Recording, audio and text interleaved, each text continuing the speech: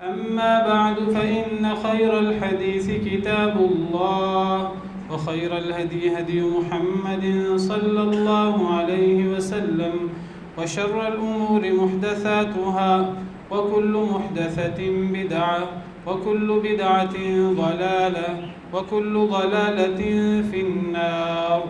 أعوذ بالله السميع العليم من الشيطان الرجيم من همزه ونفخه ونفثه. بسم الله الرحمن الرحيم.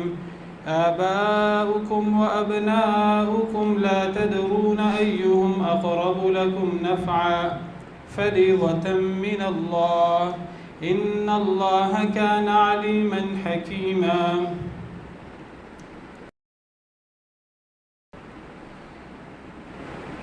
وراثت کے حصوں کی تفصیل جاری ہے. سورہ نساء کی آیت نمبر 11 یوصیکم اللہ فی اولادکم. اس میں اللہ رب العالمین نے اولاد کا حصہ بیان فرمایا ہے آیت کے پہلے آدھے حصے میں، اور اس آیت کریمہ کے آخری آدھے حصے میں اللہ رب العالمین نے ماں باپ کا حصہ بیان فرمایا ہے. اصل میں اگر آپ غور کریں ورثاء پر، کوئی بھی شخص فوت ہوتا ہے، وہ مرد ہو یا عورت، اس کے ورثاء کی نسب کے اعتبار سے جن لوگوں سے مرنے والے کا نسبی یعنی خون کا تعلق ہوتا ہے، رحم کا تعلق ہوتا ہے، ان کی 3 قسمیں ہوتی ہیں. ایک قسم مرنے والا مرد ہے یا عورت، اس کی اولاد کی ہے، اس کی فروع جس کو ہم کہتے ہیں. اور دوسری قسم مرنے والے مرد یا عورت کی ماں باپ ہیں، جن کو ہم اصول کہتے ہیں. مین اور بڑی قسمیں یہ 2 ہیں. مرنے والا مرد ہو یا عورت، میت کی اولاد ہے جو سب سے قریبی وارث ہوتے ہیں. فروع وہ مرد ہوں یا عورت، اور ہم ان کی تفصیل پڑھ چکے ہیں کہ بیٹا بیٹی پوتا پوتی کا اس میں حصہ ہے، اس میں نواسا نواسی کا حصہ نہیں ہے. دوسری قسم ہے مرنے والا مرد ہو یا عورت، اس کے ماں باپ، اس کے اصول. تو ماں باپ کا حصہ بھی ہم نے پڑھا ہے. مرنے والے کے جو نسبی ورثاء ہیں، اس میں ایک تیسری قسم بھی ہوتی ہے جن کو حواشی کہتے ہیں. حواشی حواشی یہ حاشیہ کی جمع ہے، اور حاشیہ ایک سائیڈ کو، کنارے کو کہتے ہیں.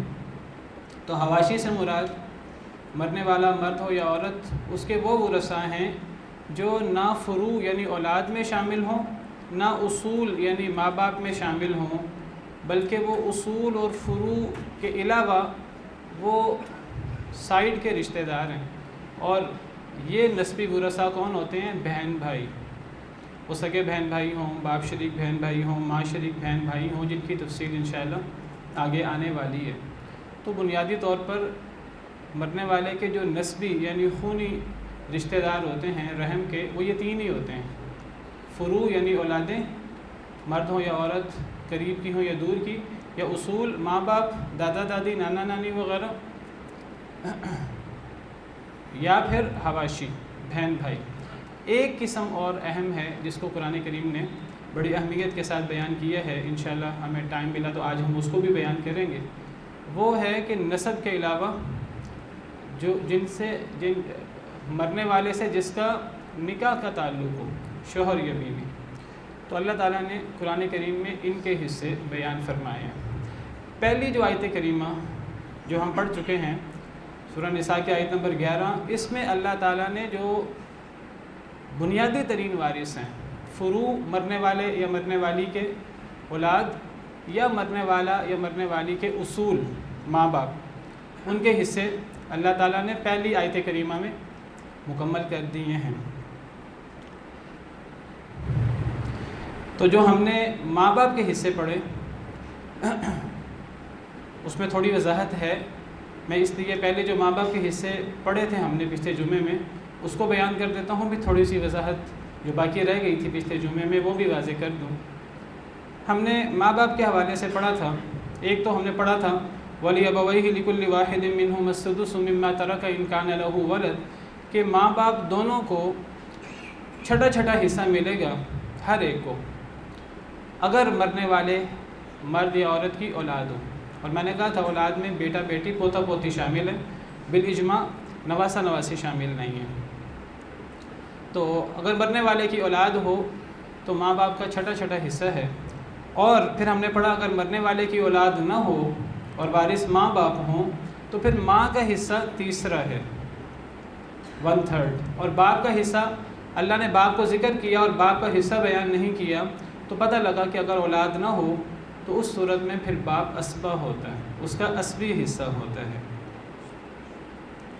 ماں اگر اولاد ہو تو چھٹا حصہ وہ بھی فرضی ہے، اور اگر مرنے والے کی اولاد نہ ہو ماں کا پھر بھی تیسرا حصہ ہے جو فرضی حصہ ہے. باپ کا حصہ اگر مرنے والے کی اولاد ہو تو باپ کا فرضی حصہ ہوتا ہے.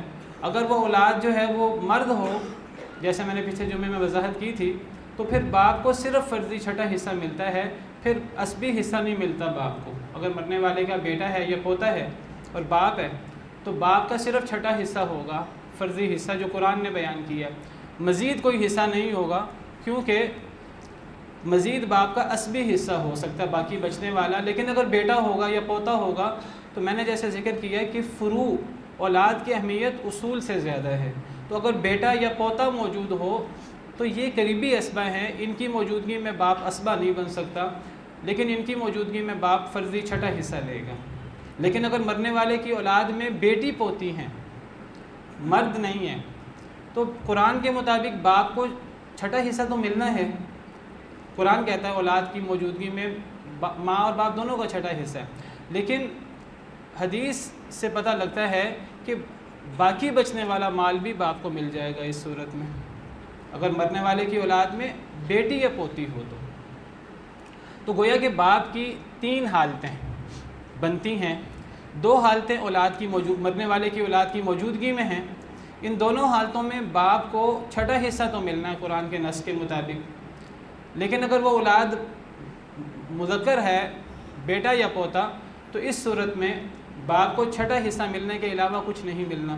لیکن اگر مرنے والے کی وہ اولاد بیٹی یا پوتی ہے تو اس صورت میں باپ کو چھٹا حصہ تو ملنا ہے قرآن کے نص کے مطابق، لیکن ساتھ حدیث مبارکہ کے مطابق الحق الفرائض باہلھا فما بقی فلاولی رجل ذکر کہ پہلے اصحاب الفرائض کو ان کو حصے دے دو، جو بچ جائے وہ سب سے قریبی مرد رشتہ دار کا ہے. تو باقی بچنے والا باپ کو فردی چھٹا حصہ دیں گے. بیٹی یا پوتی ہیں، ایک ہیں تو ان کو نصف دے کر، اگر زیادہ ہیں تو 2/3 حصہ دے کر جو باقی مال بچے گا تو وہ پھر باپ کو دے دیا جائے گا اگر کوئی اور اصحاب الفرائض میں سے نہیں ہے. اور اس کی وضاحت ایک اور حدیث میں بھی آتی ہے. نبی صلی اللہ علیہ وسلم کے سامنے ایک مسئلہ آیا جس میں مرنے والے کا باپ اور مرنے والے کی بیٹی موجود تھی. تو آپ نے فرمایا باپ کو اس کا فرضی حصہ دیا جائے چھٹا حصہ، اور بیٹی یا بیٹیوں کو آپ نے فرمایا ان کا فرضی حصہ دیا جائے. جب باپ جانے لگا واپس تو آپ نے دوبارہ اس کو بلایا اور آپ نے فرمایا کہ شاید بیٹیاں تھیں زیادہ تو بیٹیوں کا 2/3 حصہ تھا. تو آپ نے فرمایا باپ کو کہ تمہیں چھٹے حصے کے علاوہ مزید بھی چھٹا حصہ ملے گا، اور آپ نے فرمایا یہ طعمتاً ملے گا، یعنی یہ فرضی حصہ نہیں ہے، یہ زائد ہے. تو یہ اسبی حصہ ہے باپ کا. تو مؤنث اولاد کی موجودگی میں باپ کو چھٹا حصہ فرضی کے علاوہ اسبی حصہ بھی ملتا ہے، اور مذکر اولاد کی موجودگی میں باپ کا صرف فرضی ہوتا ہے. اور اگر اولاد ہو ہی نہ تو باپ صرف اسبہ ہوتا ہے.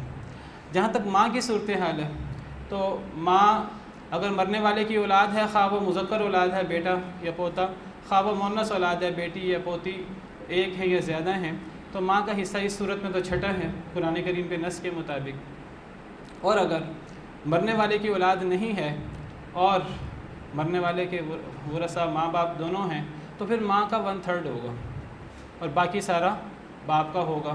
تو اولاد نہ ہونے کی صورت میں ماں کا 1/3 ہے، لیکن ایک شرط ہے کہ بہن بھائی ایک سے زیادہ نہ ہوں. اور ان کان لہ اخوۃ فلأمہ السدس، اگر بہن بھائی ایک سے زیادہ آگے، باپ اگر موجود ہے تو بہن بھائی محروم ہوں گے، لیکن بہن بھائی محروم ہونے کے باوجود چاہے وہ سگے بہن بھائی ہیں، چاہے وہ باپ شریک بہن بھائی ہیں، چاہے وہ ماں شریک بہن بھائی ہیں، یاد رکھیے کہ بیٹے کی موجودگی میں اور باپ کی موجودگی میں، یعنی فروع میں مرد کی موجودگی میں یا اصول میں کوئی بھی ایک مرد آ جائے تو حواشی وارث نہیں ہو سکتے، بہن بھائی بھتیجے چچا وغیرہ کوئی بھی وارث نہیں ہو سکتا بیٹا یا باپ کی موجودگی میں۔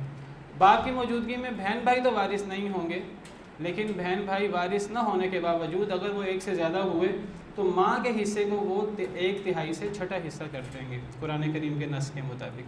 فَإِن كَانَ لَهُ إِخْوَةٌ فَلِأُمِّهِ السُّدُسُ، یہ ہم نے پچھلے جمعے میں پڑھا تھا، میں نے اس کی دہرائی کر دی ہے۔ ایک چیز رہ گئی ہے وہ یہ کہ یہ تو ماں باپ کا حصہ ہے۔ اچھا، اس میں ایک تھوڑی سی وضاحت مزید ہے کہ اگر مرنے والے کی اولاد نہ ہو اور مرنے والے کے صرف ماں باپ ہوں، ماں باپ کی موجودگی میں اولاد نہیں ہے، اللہ تعالیٰ نے فرمایا اولاد نہیں ہے، اس صورت میں نے بتایا کوئی بھائی بہن بھتیجا چچا وغیرہ کوئی وارث نہیں ہو سکتا، لیکن اس صورت میں صرف شوہر یا بیوی وارث ہو سکتے ہیں جن کا حصہ انشاءاللہ آگے آ رہا ہے۔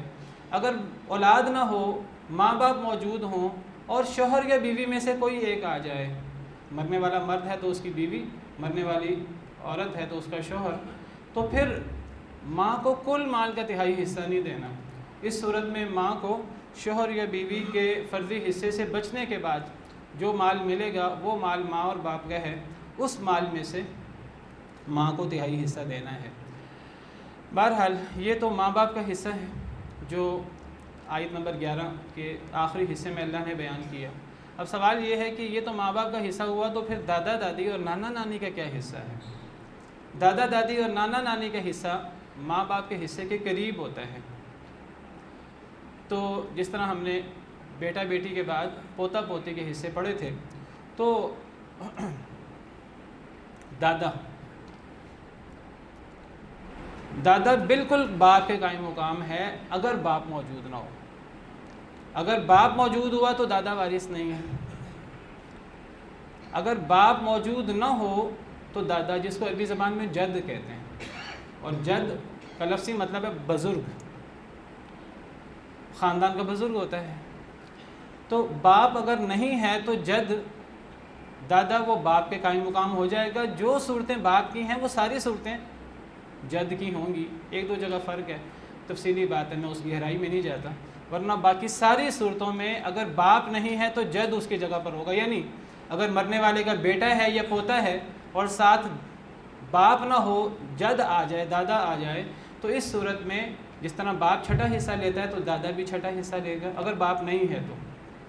اگر مرنے والے کی بیٹی یا پوتی ہے اور باپ نہیں ہے، دادا ہے، تو جس طرح باپ بیٹی یا پوتی کی موجودگی میں چھٹا حصہ لیتا ہے اور باقی حصہ بھی لیتا ہے بطور اسبہ، تو جد بھی اسی طرح چھٹا حصہ لے گا اور بیٹی یا پوتی کو دینے کے بعد باقی مال کا بھی بطور اسبہ وارث بن جائے گا۔ اور اگر مرنے والے کی اولاد ہے ہی نہیں تو اس صورت میں جد اگر باپ نہیں ہے تو وہ باپ کی طرح اسبہ ہوگا، تو وہ باقی مال لے گا۔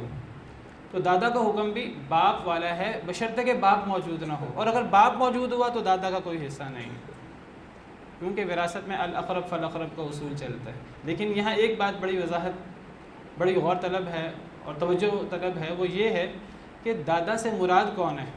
جد سے مراد کیا جد ماں باپ دونوں کے باپ کو کہتے ہیں؟ عربی زبان میں جد باپ کے باپ کو بھی کہتے ہیں اور ماں کے باپ کو بھی کہتے ہیں، اور یہ باپ کا باپ ہو اوپر تک، 3ری پشت میں بھی 4تھی پشت میں بھی، چاہے وہ باپ کا باپ ہو چاہے وہ ماں کا باپ ہو، لیکن جہاں بھی واسطے میں عورت آ جائے گی وہ جد وارث نہیں ہوگا۔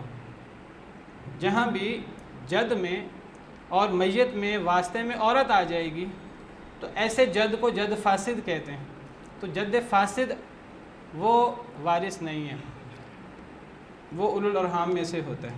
تو جد صحیح سے مراد جس جد میں اور میت میں، چاہے میت مرد ہے کہ عورت، اس میں عورت کا واسطہ نہ آئے تو وہ وارث ہوتا ہے۔ اب نانا وہ وارث نہیں ہے، کیونکہ اس میں اور مرنے والے میں عورت یعنی مرنے والے کی ماں آ جاتی ہے، اس کا مرنے والے سے واسطہ ماں کا ہے، عورت کا ہے۔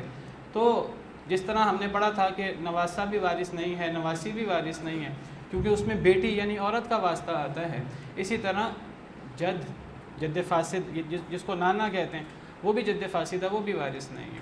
ہاں دادا وارث ہے. اسی طرح پردادا بھی وارث ہے, دادا کا باپ بھی وارث ہے. جب نانا وارث نہیں ہے, نانا کا باپ بھی وارث نہیں ہے. دادا کا باپ وارث ہے, پردادا, جس میں عورت کا واسطہ نہ آئے اس میں اور مرنے والے میں. لیکن دادی کا باپ بھی وارث نہیں ہے, کیونکہ اس میں اور مرنے والے میں دادی یعنی عورت کا واسطہ آ جاتا ہے.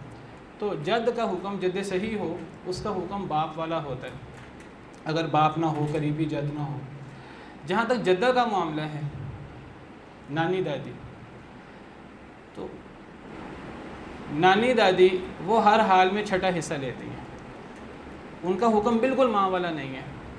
ماں تو بعض صورتوں میں تیسرا حصہ لیتی ہے, بعض صورتوں میں چھٹا حصہ لیتی ہے, لیکن جو جدہ ہے وہ صرف چھٹا حصہ لیتی ہے, وہ تیسرا حصہ نہیں لے سکتی, اس کا حصہ چھٹا ہے. اور اس کی وضاحت بعض احادیث سے, اگرچہ ان میں کچھ ضعف ہے, اس سے ان کی وضاحت ہوتی ہے. اور اس پر امت کا اجماع بھی ہے کہ جدہ وہ چھٹا حصہ لے گی, وہ تیسرا حصہ نہیں لے سکتی. لیکن جدہ چھٹا حصہ کب لے گی؟ جب ماں موجود نہ ہو. اگر ماں موجود ہو تو جدہ وارث نہیں ہو سکتی. جس طرح میں نے بتایا باپ موجود ہو تو جد وارث نہیں ہو سکتا, اسی طرح اگر ماں موجود ہو تو جدہ وارث نہیں ہو سکتی. اچھا, جدہ وارث کون سی ہے؟ دادی وارث ہے کہ نانی وارث ہے؟ جد میں تو ہم نے کہا جس میں عورت کا واسطہ آ جائے وہ وارث نہیں ہوتا, نانا وارث نہیں ہے, دادا وارث ہے. لیکن جدہ میں نانی دادی دونوں وارث ہوتی ہیں. جدہ میں وہ وارث نہیں ہوتی جو جد فاسد کی ماں ہو. جس میں اور میت میں جد فاسد نہ آئے وہ جدہ جتنی بھی اوپر چلی جائے, اگر اس سے قریبی جدہ یا ماں نہیں ہے تو وہ وارث ہوگی. تو جدہ میں صرف وہ جدہ وارث نہیں ہوتی جو جد فاسد کی ماں ہو. اگر اس میں اور میت میں جد فاسد نہیں ہے, جد فاسد ہم پڑھ چکے ہیں کہ وہ جد جس میں اور میت میں عورت کا واسطہ ہو, تو جو جد فاسد کی ماں نہیں ہے وہ جدہ وارث ہے. اب نہ نانی میں جد فاسد آ رہا ہے, اس میں ماں آ رہی ہے, تو نانی بھی وارث ہے. اور دادی میں بھی جد فاسد نہیں ہے, اس میں باپ کا واسطہ ہے, دادی بھی وارث ہے. نانی دادی دونوں وارث ہوتی ہیں. اسی طرح نانی کی ماں پڑنانی وہ بھی وارث ہے, اس میں اور میت میں جد فاسد نہیں ہے. نانا کی ماں وارث نہیں ہوتی, نانا کی ماں, کیونکہ وہ جد فاسد کی ماں ہے, وہ وارث نہیں ہوتی. لیکن دادا کی ماں بھی وارث ہے, اس میں اور مرنے والے میں جد فاسد نہیں ہے. اور دادی کی ماں بھی وارث ہے, دادی کی ماں, کیونکہ اس میں اور مرنے والے میں جد فاسد نہیں ہے. تو بہرحال یہ میں نے بڑے مختصر انداز میں آپ کو جد اور جدہ کی تفصیل بھی بتا دی ہے. تو اگر باپ موجود ہوگا تو جد وارث نہیں ہوگا, اور جد میں صرف جد صحیح وارث ہے, جد فاسد وارث نہیں ہے جس میں عورت کا واسطہ آ جائے. جدہ ماں کی موجودگی میں کوئی جدہ وارث نہیں ہے, نہ نانی نہ دادی. اور جدہ سے مراد جو وارث ہے جس میں جد فاسد کا واسطہ نہ آئے, جو جد فاسد کی ماں نہ ہو, تو نانی بھی وارث ہے, دادی بھی وارث ہے. اور اگر ایک سے زیادہ جدات وارث ہوئیں, جیسے نانی دادی دونوں موجود ہوئیں, تو وہ چھٹے حصے میں شریک ہو جاتی ہیں. ان میں سے ہر ایک کو الگ الگ چھٹا حصہ نہیں دیتے, وہ چھٹے حصے میں برابر شریک ہو جاتی ہیں جدات. اگر ایک آدمی فوت ہوتا ہے, اس کے ورثاء میں نانی دادی دونوں ہیں اور اولاد بھی ہے بالفرض, بیٹا بیٹی, ایک بیٹا ہے ایک بیٹی ہے, اور نانی اور دادی ہیں, اور کل جائیداد 6 لاکھ ہے. تو نانی دادی کو ہم نے 6 لاکھ میں سے چھٹا حصہ دینا ہے ملا کر. 1 لاکھ نانی اور دادی کا ہے, 50,000 نانی کو دے دیں گے, 50,000 دادی کو دے دیں گے, اور جو بچ جائے گا 5 لاکھ وہ بیٹا بیٹی کو دے دیں گے. اور بیٹا بیٹی کو کیسے دیں گے؟ بیٹا بیٹی کو بچنے والا ملتا ہے, کیونکہ بیٹا بیٹی جب اکٹھے ہوں تو وہ اسبہ ہوتے ہیں. تو باقی بچنے والا 5 لاکھ بیٹا بیٹی کا ہے, بیٹے کو ڈبل دے دیں گے اور بیٹی کو سنگل دے دیں گے. اگر مرنے والے کے دادا اور دادی دونوں موجود ہیں, دادا بھی موجود ہے دادی بھی موجود ہے, باپ ماں نہیں ہے, تو دادا وہ بھی وارث ہوگا, دادی بھی وارث ہوگی. اور اگر مرنے والے کے ورثاء میں نانا اور نانی دونوں ہیں, تو جیسے میں تفصیل بتا چکا ہوں, نانا وارث نہیں ہوگا, نانی وارث ہوگی, کیونکہ نانا میں اور مرنے والے میں عورت کا واسطہ ہے, لیکن نانی وارث ہوگی. اور یہ ان صورتوں میں سے ہے جن صورتوں میں عورت وارث ہوتی ہے, مرد وارث نہیں ہوتا. میں نے کہا تھا وراثت میں ایسی مثالیں بھی ہیں کہ جن میں عورت مرد سے زیادہ حصہ لے لیتی ہے۔ ان مثالوں میں یہ مثال بھی ہے، اگر مرنے والے کے نانا اور نانی موجود ہوں، دونوں کا رشتہ میت سے برابر ہے، ایک مرد ہے ایک عورت، لیکن اس صورت میں نانی تو وارث ہے بالاجماع اور نانا وارث نہیں ہے، اس مسئلے میں سب علماء کا اتفاق ہے۔ تو بہرحال یہ تو تقسیم ہے ماں باپ کی اور دادا دادی اور نانا نانی کی۔ ماں کی موجودگی میں تو نانی دادی دونوں وارث نہیں ہیں، ماں کی موجودگی میں دادا وارث ہو سکتا ہے۔ باپ کی موجودگی میں دادا وارث نہیں ہو سکتا، لیکن باپ کی موجودگی میں نانی وارث ہو سکتی ہے، باپ کی موجودگی میں دادی وارث نہیں ہو سکتی۔ بہرحال اگلی آیت کریمہ سورہ نساء کی آیت نمبر 12، اللہ تعالیٰ فرماتے ہیں وَلَكُمْ نِصْفُ مَا تَرَكَ أَزْوَاجُكُمْ إِن لَّمْ يَكُن لَّهُنَّ وَلَدٌ۔ تو پہلی آیت کریمہ میں جو وراثت کی لمبی آیت ہے، اس میں اللہ تعالیٰ نے بڑے بڑے مین مسئلے حل کر دیے ہیں، یعنی اولاد کا حصہ، چاہے وہ بیٹا بیٹی ہو چاہے وہ پوتا پوتی ہو، اور ماں باپ کا حصہ اور دادا دادی نانا نانی کا حصہ۔ اب جو دوسری آیت ہے وراثت کی، جو لمبی آیت ہے، وراثت کی 3 لمبی آیتیں ہیں قرآن کریم میں، جو دوسری لمبی آیت ہے وراثت کی، اس میں اللہ تعالیٰ نے ایک تو شوہر بیوی کا حصہ بیان کیا ہے، مرنے والا مرد ہو تو اس کی بیوی کا کیا حصہ ہے، اور اگر مرنے والی عورت ہے تو اس کے شوہر کا کیا حصہ ہے، یہ بیان کیا ہے، اور یہ رشتہ یہ نکاح کے ذریعے طے ہوتا ہے۔ اور اس آیت کریمہ میں اللہ تعالیٰ نے بہن بھائیوں کا حصہ بیان کیا ہے، جس کی تفصیل آگے آ رہی ہے انشاءاللہ۔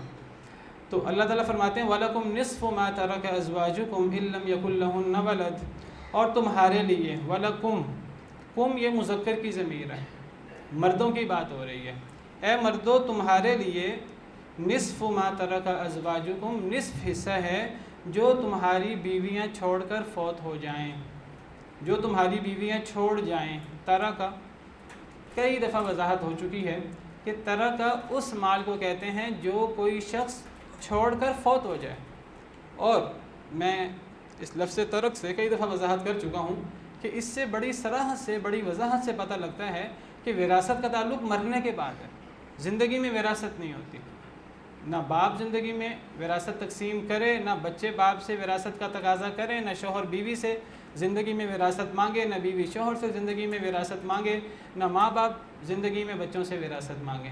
وراثت کا تعلق مرنے کے بعد ترکہ سے ہے۔ تمہارے لیے اے مردو نصف حصہ ہے جو تمہاری بیویاں چھوڑ کر فوت ہو جائیں، إِن لَّمْ يَكُن لَّهُنَّ وَلَدٌ، بشرطے کہ ان کی، یعنی تمہاری بیویوں کی اولاد نہ ہو، یعنی اگر بیویاں عورتیں فوت ہو جائیں اور ان عورتوں کے شوہر تم موجود ہو اے مردو، اور تمہاری بیویاں فوت ہو جائیں،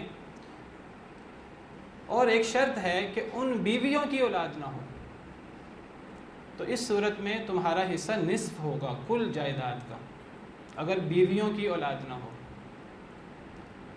اور فرمایا فَإِن كَانَ لَهُنَّ وَلَدٌ، اگر ان بیویوں کی جو فوت ہو گئی ہیں اگر ان کی اولاد ہو، فَلَكُمُ الرُّبُعُ، تو تمہیں چوتھا حصہ ملے گا، مِمَّا تَرَكْنَا، اس سے جو وہ چھوڑ کر فوت ہو جائیں۔ بس شوہروں کے اللہ نے 2 شرائط کے ساتھ یہ حصہ بیان کیا ہے، اور یہاں شوہر کا حصہ مکمل ہو جاتا ہے۔ تو 2 ہی صورتیں ہیں، شوہر زندہ ہے مرد، اور اس کی بیوی فوت ہو گئی ہے۔ اب 2 صورتیں ہیں، ایک صورت تو یہ ہے کہ بیوی، جو مرنے والی بیوی ہے، اس کی اولاد نہیں ہے، تو شوہر یعنی مرد کا حصہ کیا ہوگا؟ نصف، بیوی کی کل جائیداد سے، کل ترکے سے، وہ جو بیوی نے خود کمایا ہے وہ بیوی کے ترکے میں شامل ہوگا، وہ جو بیوی کو اس کے نکاح پر اس کے ماں باپ نے، اس کے بہن بھائیوں نے، اس کے رشتہ داروں نے جو کچھ دیا، جو کچھ بیوی کو، عورت کو اس کے نکاح کے موقع پر ساس سسر نے، شوہر نے کچھ دیا حق مہر، وہ سارا کا سارا بیوی کے ترکے میں شامل ہو جائے۔ بیوی نے خود کچھ کمایا، بیوی کو اس کے شوہر سے، اس کے ساس سسر سے کچھ ملا نکاح کے موقع پر، یہ بعد میں شوہر اس کو تحفے تحائف دیتا رہا، کوئی مکان اس کے نام کر دیا، کوئی اور چیز اس کو مل گئی، یا بیوی نے کچھ کما لیا، یا بیوی کو اس کی شادی کے موقع پر ماں باپ نے کوئی پلاٹ دے دیا یا شادی کے بعد کوئی اس کو چیز مل گئی، یہ ساری کی ساری چیزیں بیوی کے ترکے میں شامل ہو جائیں گی، اور یہ سارا ترکہ اکٹھا کر کے اس میں سے اگر بیوی کی اولاد نہیں ہے تو آدھا حصہ شوہر کا ہے، اور اگر بیوی کی اولاد ہے تو پھر شوہر کا حصہ کتنا ہے؟ چوتھا۔ شوہر کا حصہ چوتھا ہو جائے گا، باقی اولاد میں چلا جائے گا بیوی کی۔ اور اولاد میں کس طرح جائے گا؟ اسی تفصیل کے مطابق جو ہم نے پچھلی آیت میں تفصیل پڑھی۔ اگر صرف ایک بیٹی ہے تو آدھا مال لے گی، زیادہ بیٹیاں ہیں تو 2/3 مال لیں گی اولاد، اور اگر وہ بیٹا بیٹی ہیں تو باقی سارا مال وہ بیٹا بیٹی اس طرح لیں گے کہ بیٹوں کو ڈبل اور بیٹی کو سنگل۔ لیکن شوہر بیوی کا کیا ہوگا آپس میں؟ شوہر اگر اولاد نہیں ہے بیوی کی تو شوہر کا آدھا، اور اگر بیوی کی اولاد ہے تو شوہر کا چوتھا۔ یہاں ایک بات بڑی غور طلب ہے کہ اللہ تعالیٰ نے فرمایا کہ اگر بیوی فوت ہو اور بیوی کی اولاد نہ ہو تو شوہر کا حصہ آدھا ہے، اور اگر بیوی کی اولاد ہو تو شوہر کا حصہ چوتھا ہے۔ اللہ نے یہاں اولاد کو بیوی کی طرف منسوب کیا ہے، حالانکہ اولاد کی نسبت تو آپ کو پتہ ہے سب کو کہ مرد کی طرف ہوتی ہے، نسب تو مرد سے چلتا ہے، اور جو بیوی کی اولاد ہوتی ہے وہ سب کو پتہ ہے وہ شوہر کی اولاد بھی ہوتی ہے۔ تو اللہ تعالیٰ نے شوہر کی طرف اولاد کی نسبت کیوں نہیں کی، بیوی کی طرف نسبت کیوں کی ہے؟ اس میں بہت گہرا نقطہ ہے۔ وہ گہرا نقطہ یہ ہے کہ بعض دفعہ بیوی کی ایسی اولاد بھی ہوتی ہے جو اس شوہر کی نہیں ہے، جو کسی اور شوہر سے ہے، جو پہلے کوئی شوہر تھا اس سے بیوی کی اولاد تھی، بعد میں اس عورت کی شادی اس شوہر سے ہوئی اور اس کی اولاد موجود تھی پہلے شوہر سے، تو یہ صورت بھی اس کے اندر آ سکتی ہے۔ جیسے سیدہ خدیجہ طاہرہ رضی اللہ عنہا و ارضاہا، جب ان کی نبی کریم صلی اللہ علیہ وسلم سے شادی ہوئی تو ان کی پہلے شوہر سے اولاد موجود تھی۔ وہ پہلا شوہر چاہے وہ فوت ہو چکا ہو، چاہے اس سے طلاق ہو چکی ہو، اگر اولاد موجود ہے بیوی کی پچھلے کسی شوہر سے اور وہ بیوی فوت ہو جاتی ہے اور اس کا اب شوہر موجود ہے، اگر بیوی کی اولاد پچھلے شوہر سے ہے جو اس شوہر سے نہیں بھی ہے، ایک عورت کی مرد سے شادی ہوئی، بیوی کی پہلے شوہر سے اولاد موجود تھی یا وہ عورت مطلقہ تھی، شادی ہوئی اس کی، اور شادی کے بعد اولاد نہیں ہوئی اس نئے جوڑے سے، اور بیوی فوت ہو جاتی ہے، اب نئے جوڑے سے تو اولاد نہیں ہوئی، اب اللہ نے یہ نہیں فرمایا کہ اگر شوہر کی اولاد ہو، فرمایا بیوی کی اگر اولاد ہے اور بیوی کی اولاد موجود ہے پچھلے شوہر سے، تو اس صورت میں بھی اس شوہر کو جس کی اپنی اولاد نہیں ہے بالفرض، ہم نے شوہر کی اولاد نہیں دیکھنی، ہم نے بیوی کی اولاد دیکھنی ہے، تو اس صورت میں بیوی کی اولاد چاہے وہ اس شوہر سے ہو چاہے وہ پچھلے شوہر سے ہو تو اس موجودہ شوہر کو چوتھا حصہ ہی ملے گا، اور اگر اللہ نے فرمایا بیوی کی اولاد ہو تو چوتھا حصہ، نہ ہو تو آٹھواں حصہ، تو آدھا حصہ۔ اگر ایک عورت کی کسی مرد سے شادی ہوئی ہے، مرد کی اولاد پہلے موجود ہے، بیوی کی اولاد نہیں ہے، وہ کنواری تھی، اس سے شادی شدہ مرد کی شادی ہوئی، یا وہ بھی پہلے سے شادی شدہ تھی لیکن بیوہ ہو گئی یا مطلقہ ہو گئی، اس عورت کی اولاد نہیں تھی، شوہر کی اولاد تھی، بیوی کی اولاد نہیں ہے، چاہے شوہر کی اولاد موجود ہے کسی اور بیوی سے، اب جو بیوی فوت ہوئی ہے اگر اس بیوی سے اس بیوی کی اولاد نہیں ہے، چاہے اس شوہر کی اولادیں موجود ہیں اور بیوی سے، تو پھر بھی اس شوہر کو کتنا حصہ ملے گا؟ چاہے اس کی اپنی اولاد موجود ہے، بیوی جو فوت ہوئی ہے اس کی اولاد نہیں ہے، تو شوہر کو آدھا حصہ ملے گا۔ تو یہ ہے نقطہ، اللہ تعالیٰ نے اولاد کی نسبت بیوی کی طرف کی ہے، بیوی کی اولاد دیکھیں گے، وہ اولاد چاہے اس شوہر سے ہو چاہے سابقہ کسی شوہر سے ہو، بیوی کی اگر اولاد ہے تو اس موجودہ شوہر کا چوتھا حصہ ہوگا، اگر بیوی کی اولاد نہیں ہے تو اس موجودہ شوہر کا آدھا حصہ ہوگا۔ من بعد وصیت یوصین بها او دین، اس وصیت کے بعد جو وہ وصیت کر جائیں، او دین یا قرض، پہلے آپ کو پتہ قرض اور وصیت ادا ہوگی، پھر فرمایا وَلَهُنَّ الرُّبُعُ مِمَّا تَرَكْتُمْ إِن لَّمْ يَكُن لَّكُمْ وَلَدٌ، اب بیویوں کا حصہ شروع ہو گیا، وَلَهُنَّ الرُّبُعُ، اور ان کے لیے، ہن مؤنث کی ضمیر ہے، ان کے لیے یعنی بیویوں کے لیے، اور ربع چوتھا حصہ ہے، مما ترکتم، اس سے جو تم چھوڑ کر فوت ہو جاؤ، اے مردو اگر تم فوت ہو جاؤ، اے شوہرو اگر تم فوت ہو جاؤ اور تم ترکہ چھوڑو تو تمہارے ترکہ سے ان کے لیے یعنی تمہاری بیویوں کے لیے چوتھا حصہ ہے، ان لم یکن لکم ولد، اگر تمہاری اولاد نہ ہو. یعنی اگر بیوی فوت ہو اور بیوی کی اولاد نہ ہو تب تو شوہر کا آدھا ہے، لیکن اگر شوہر فوت ہو اور شوہر کی اولاد نہ ہو تو بیوی کا چوتھا ہے.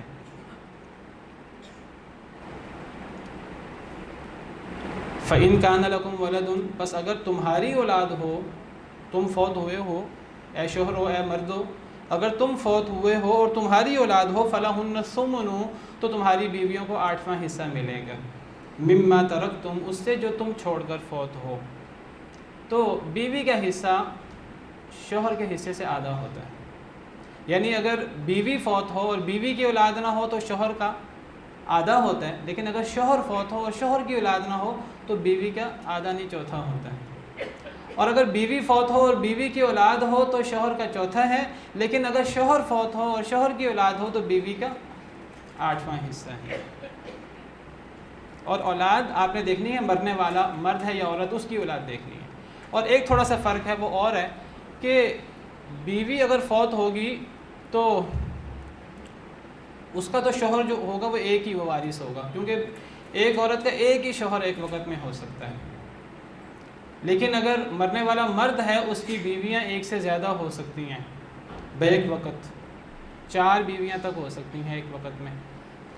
تو اگر کسی شخص کے فوت ہونے پر اگر اس کی بیویاں زیادہ ہوں تو بس ہم نے دیکھنا ہے اس شخص کی اپنی اولاد ہے کہ نہیں. اگر اس کی اپنی اولاد نہیں ہے، اب اس کی بیوی 1 ہے یا 2 ہے یا 3 ہے یا 4 ہیں، جتنی بیویاں ہوں وہ چوتھے حصے میں شریک ہوں گی. یہ نہیں کہ ہر ایک کو چوتھا حصہ دیا جائے گا، وہ سب چوتھے حصے میں شریک ہو جائیں گی جیسے میں نے نانی اور دادی کی بات کی. اور اگر ایک آدمی فوت ہوا اور اس کے ورثاء میں اس کی اولاد بھی ہے، اور اولاد میں بیٹا یا پوتا یا بیٹی یا پوتی، اگر اولاد بھی ہے کوئی ایک بھی، تو اس کی ایک بیوی ہے یا زیادہ بیویاں ہیں تو وہ 8واں حصہ لیں گی، اور 8ویں حصہ زیادہ ہیں تو 8ویں حصے میں شریک ہو جائیں گی. مما ترکتم من بعد وصیت توصون بها او دین، اس وصیت کے بعد جو تم وصیت کرو، او دین یا قرض ادا کرنے کے بعد. تو پتہ لگا کہ شوہر کا حصہ بیوی فوت ہو تو یا آدھا ہے یا چوتھا ہے، اور اگر شوہر فوت ہو جائے تو بیوی کا حصہ یا چوتھا ہے یا 8واں ہے. یہ جو حصہ ہے میاں بیوی کا، یہ تب ہے جب میاں بیوی میں سے کوئی فوت ہو اور نکاح کا رشتہ موجود ہو. اگر نکاح کا رشتہ موجود نہیں ہے، پہلے نکاح تھا، نکاح ٹوٹ چکا ہے، طلاق ہو چکی ہے، اس صورت میں نہ شوہر کی وارث اس کی بیوی ہے نہ بیوی کے وارث اس کا شوہر ہے. یہ میاں بیوی کو صرف تب حصہ ملے گا جب کوئی فوت ہو ان میں سے اور نکاح کا رشتہ برقرار ہو. اگر ایک آدمی کی ایک عورت سے شادی ہوئی اور شوہر نے بیوی کو طلاق دے دی، عدت بھی ختم ہو گئی، بعد میں وہ آدمی فوت ہو گیا، طلاق یافتہ بیوی جس کو طلاق ہو چکی ہے اور عدت بھی گزر چکی ہے، وہ وارث نہیں ہو سکتی شوہر سے، کیونکہ وہ شوہر نہیں ہے اس کا اب، اور وہ بیوی اس کی بیوی نہیں ہے. اب اللہ نے بیوی اور شوہر کی بات کی ہے جو کسی ایک کی وفات کے وقت نکاح کے رشتے میں موجود ہوں. ہاں اگر طلاق ہوئی ہے لیکن عدت نہیں گزری، تیسری طلاق ہو تو وہ ایک دوسرے کے وارث نہیں ہوں گے، کیونکہ تیسری طلاق کے بعد وہ میاں بیوی نہیں رہتے. لیکن اگر رجی طلاق ہے، پہلی یا دوسری، اور ابھی عدت ختم نہیں ہوئی، اس میں مرد فوت ہو جائے یا عورت فوت ہو جائے تو وہ ایک دوسرے کے وارث ہوں گے، کیونکہ طلاق کے بعد عدت گزرنے کے درمیان وہ ایک دوسرے کے میاں بیوی ہوتے ہیں، کیونکہ وہ رجوع کر سکتے ہیں آپس میں. اور یہ بھی یاد رکھیے کہ یہ میاں بیوی ان کا جو نکاح کا تعلق ہے یہ نکاح سے شروع ہو جاتا ہے، یہ رخصتی سے شروع نہیں ہوتا. اگر میاں بیوی ان کا نکاح ہو گیا، مرد عورت کا، ابھی رخصتی نہیں ہوئی، ابھی ان میں تعلق قائم نہیں ہوا، رخصتی نہیں ہوئی، اور کوئی فوت ہو جاتا ہے تو وہ ایک دوسرے کے پوری طرح وارث ہیں، جو اللہ تعالیٰ نے تفصیل بیان کی ہے. کیونکہ نکاح سے میاں بیوی کا رشتہ قائم ہو جاتا ہے، چاہے ابھی رخصتی نہ ہوئی ہو. شادی ہوئی اور شادی کے دن اللہ معاف کرے شوہر فوت ہو گیا یا بیوی فوت ہو گئی، اب اگر دیکھیں گے ان کی اپنی اولاد ہے کہ نہیں، کسی دوسری بیوی سے، کسی دوسری شوہر سے، اگر ان کی اولاد نہیں ہے تو بیوی، اگر شوہر فوت ہوا ہے، ابھی رخصتی نہیں ہوئی یا رخصتی ہو گئی ہے، تعلق قائم نہیں ہوا، تب بھی بیوی چوتھے حصے کی وارث ہوگی اگر مرنے والے کی اولاد نہیں ہے، اور اگر بیوی فوت ہوئی ہے اور اس کی اولاد نہیں ہے تو شوہر کا حصہ آدھا ہوگا، اور اگر اولاد ہے تو شوہر کا حصہ وہ چوتھا ہوگا۔ سبحان ربک رب العزت عما یصفون وسلام علی المرسلین والحمد للہ رب العالمین۔